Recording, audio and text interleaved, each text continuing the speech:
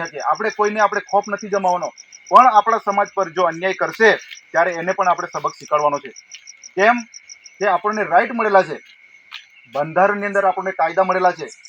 આપણે કોઈ ફાલતુ વસ્તુ નથી જોઈતું, પણ આપણને કાયદાની અંદર જે મળેલું છે એ આપણે માંગવાનું છે. ત્યારે મારો કહેવાનો મતલબ એવો છે કે કોઈ પણ આપણા માણસને, આપણા સમાજને કોઈ અન્યાય કરશે કે કોઈ શોષણ કરશે ત્યારે આપણે ચૂપ બેસી રહેવાનું નથી. આપણે કોઈને આપણે ખોફ નથી જમાવવાનો, પણ આપણા સમાજ પર જો અન્યાય કરશે ત્યારે એને પણ આપણે સબક શીખવાડવાનો છે. કેમ કે આપણને રાઈટ મળેલા છે, બંધારણની અંદર આપણને કાયદા મળેલા છે. આપણે કોઈ ફાલતુ વસ્તુ નથી જોઈતું, પણ આપણને કાયદાની અંદર જે મળેલું છે એ આપણે માંગવાનું છે. ત્યારે મારો કહેવાનો મતલબ એવો છે કે કોઈ પણ આપણા માણસને, આપણા સમાજને કોઈ અન્યાય કરશે કે કોઈ શોષણ કરશે ત્યારે આપણે ચૂપ બેસી રહેવાનું નથી. ત્યારે સાથીઓ, બીજી પણ વાત કહું કે સમાજની અંદર આજે તો જનજાગૃતિ કાર્યક્રમની મિટિંગ થયેલી છે, એટલે સમાજ માટે જ કહીશ. સમાજની અંદર આજે કેટલાક પ્રસંગો આપણે એવા આવીને ઊભા રહે છે. હાલની કન્ડિશનમાં કોઈ છોકરાને આપણે લગ્ન કરવા જઈએ છીએ ત્યારે ઘરેણા આપવાની વાત આવે છે, તો એ ઘરેણા કિંમત કેટલી છે? આજે ચાંદીનો ભાવ કેટલો વધી ગયેલો છે, એ આપણે ક્યારે પણ આપણે છોડી નહીં શકીએ, આપી નહીં શકીએ. એટલે એના માટે પણ 15 માર્ચના રોજ નાની જરોડી ગામે આપણા સમાજની મિટિંગ થવાની છે. ત્યાં ખૂબ મોટી ચર્ચાઓ થવાની છે. આપણું બંધારણ પણ, આપણા સમાજનું બંધારણ પણ ત્યાં ખુલ્લું મૂકવાનું છે, એટલે ત્યાં પણ તમે આવજો. સાથે સાથે જેટલા પણ અહીંયા વાલીઓ આવેલા છે એ વાલીઓને પણ હું કહેવા માંગુ છું, તમારું છોકરું ભણતું હશે તો ભલે કંઈ નહીં, આપણને નથી ભણાવ્યા, આપણી આર્થિક પરિસ્થિતિ ખૂબ નબળી હતી એટલે આપણને નથી ભણાવ્યા, પણ આપણે મહેનત મજૂરી કરીને આપણા બાળકને ભણાવવાનું છે.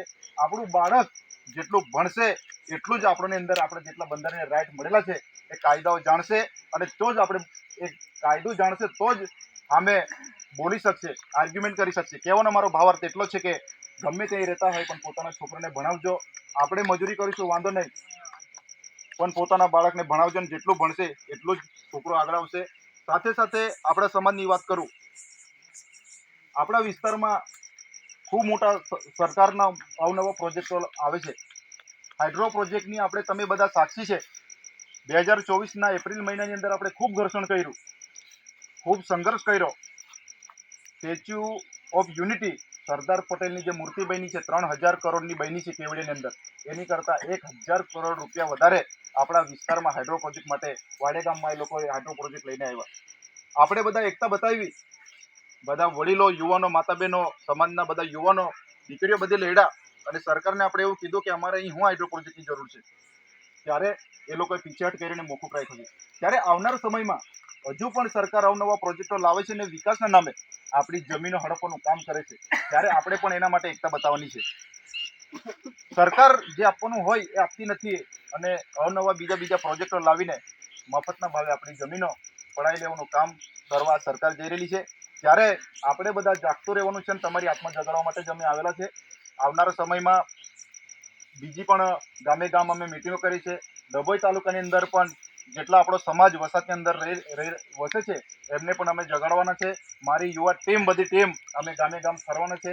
એમને પણ અમે કહેવાના છે, કદાચ નહીં જાણતા તો જાણી લો, એમને જે તે સમયે વિસ્થાપિત થયેલા છે આપણા બધા પરિવારો, નિગમે એમને જમીન આપી, એમના ઘરો ગયા, પછી એમની જમીનો ગઈ, તો બધું ઘર ને જમીનો ખાલી કરીને એમને જમીન આપી, છતાં પણ આજે મારા ખ્યાલ મુજબ રજૂઆત લઈને આવ્યા હતા સૂર્ય તલાવ ગામના લોકો, એમને નિગમ પાછી જમીન માંગી રહેલા છે. ત્યારે અહીંયા નડા કરી છે ડભોઈ પાસે, એમની પાસે પણ જમીન માંગે છે નિગમ. એટલે આવા અવનવા પ્રોજેક્ટો લાવીને આપણી જમીનો જાય છે, અને પછી જમીનો આપે છે અને પાછા લઈ લે છે.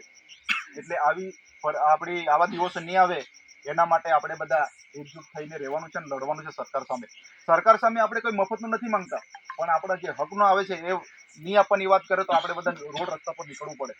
એટલે ખૂબ તમે બધા એકતા બતાવી છે. ગમે ત્યાં જશું તો એકતા વગર કોઈ લડાઈ નહીં. જેટલી એકતા હશે એટલી શક્તિ મળશે. કારણ કે તમે જોયું હશે, ઓગસ્ટ મહિનાની અંદર તમે બધા જોયું નહીં જોયું હશે, કેવડિયાની અંદર સરકારે 36 ઘરો તોડી નાખ્યા હતા. અમે 300 માણસો બધા જતા હતા, તણખલાથી મને 2 નસવાડીની પોલીસ આવીને પકડી લઈ ગઈ. 2 પીએસઆઈ આવ્યો, પીઆઈ આવ્યા, 2 પોલીસની ગાડી લઈને મને કંઈ પૂરી દીધો હતો. બરાબર ને? એટલે આજે તારી મારી જેવા બોલાવવાળા તૈયાર થયા છે. બોલાવવાળાને સાથ સહકાર આપો નહીં આપો એ પછીની વસ્તુ છે, પણ તમને એક સમાજના એક દીકરાના નાતે કેમ છું કે આવનાર સમયમાં જો તમારીમાંથી બોલવાવાળો બેસી જશે, અહીંયા ઉભેલા બધા બેસી જશે, તો આવનારા સમયમાં સમાજ માટે બોલનાર કોઈ વ્યક્તિ રહે નહીં. જેને બોલવા માટે ઊભા કર્યા છે એ તો ગુંગા મુંગા થઈને બેહી રહેલા છે. સરકારની અંદર જે પ્રતિનિધિ કરવાની તક મળી છે, સરપંચને બનાવ્યો છે, તાલુકાનો સભ્ય બનાવ્યો છે, જિલ્લા પંચાયતનો સભ્ય બનાવેલો છે, આપણા સમાજના નિરાકરણ માટે, પ્રશ્નોને વાચા આપે એના માટે આપણે બનાવેલો છે. પણ આજે એ લોકો ક્યાં છે? આજે તમારી જેવા અને મારી જેવા નાના નાના માણસો પીડાઈ રહેલા છે. એટલે કહેવાનો મારો મતલબ એવો છે, વડીલો બધા જ આગેવાનો, યુવાનો, સમાજના દીકરાઓ બધા આવેલા છે, ત્યારે આવનાર સમયમાં આપણે એકજૂટ થઈને રહેવાનું છે. એવું નથી કે રણબોરવાળાને અન્યાય થયો છે તો હરખોડવાળા નહીં જાય, એવું નહીં. હરખોડવાળાને અન્યાય થશે તો નિશાણાવાળા નહીં જાય, ધારસિમેલવાળાને અન્યાય થયો તો કેવડીવાળા નહીં જાય, કેવડીવાળાને અન્યાય થયો તો કુકરદાવાળા નહીં જાય. એવું આપણે ક્યારેય કરવાનું નથી. આપણા ભાઈઓ છે, આપણી બહેનો છે, આપણી માતાઓ, વડીલો બધા જ છે. ગમે ત્યાં જાઓ, અડધી રાતે પણ ફોન કરશો તો અમે આવીશું. આપણે કોઈ ધમકાવવાના નથી, પણ જ્યારે આપણા સમાજ વિશેની વાત આવશે ને આપણા સમાજ પર જો કોઈ માણસ અન્યાય કરશે ને આંગળી ચીજશે, ત્યારે એની કાયદાની ભાષામાં ને બંધારણની દ્રષ્ટિએ એમને જવાબ આપવો પડશે. ત્યારે સાથીઓ, વિશેષ વધારે કહેવાનું નથી, સમય ઘણો થઈ ગયેલો છે. આજે તમારે અહીંયા અવાખલ ગામમાં આવીને તમે બધે એકત્રિત થયેલા છો. આવનારા સમયમાં જ્યારે પણ જરૂર પડશે ત્યારે આપણે બધા ભેગા થવાના છે. આપણે એકબીજા સાથે જોડાયેલા છે. આપણે સુખ દુઃખના પ્રસંગોમાં પણ આપણે બધા ભેગા થયેલા છે. ત્યારે આવનારા સમયમાં મળતા રહીશું. પણ આવનારા સમયમાં જે પણ પડકારો હશે તે બધા આપણે એકજૂટ થઈને લડવાનું છે અને રહેવાનું છે. ને આપણા ન્યાય માટે, આપણા હક અધિકાર માટે અને આપણા હકનું જ્યારે આપવાનું થશે અને નહીં આપે તો સરકાર સામે પણ આપણે રોડ રસ્તા પર ઉતરવાનું છે. એટલી જ વાત કહીને મારી વાતને વિરામ આપું છું. તમે ખૂબ સમય કાઢીને અહીંયા આવેલા છે, ત્યારે વડીલો, માતા બહેનો, યુવાનો, વડીલ આગેવાનો બધાનો જ મેં બે હાથ જોડીને માથું નમસ્કાર કરું છું. જય આદિવાસી, જય જવાહર.